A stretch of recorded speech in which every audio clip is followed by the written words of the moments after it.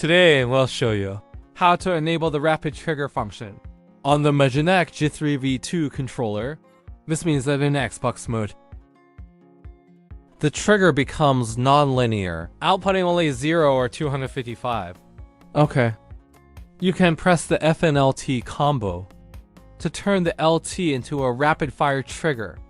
See, the trigger is non-linear now.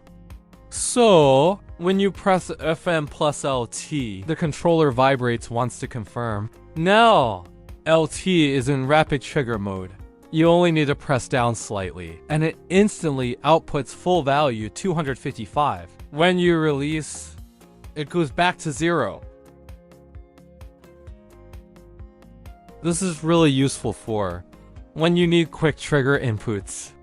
You can see LT and RT are both linear by default. After setting LT to rapid trigger, it's non-linear.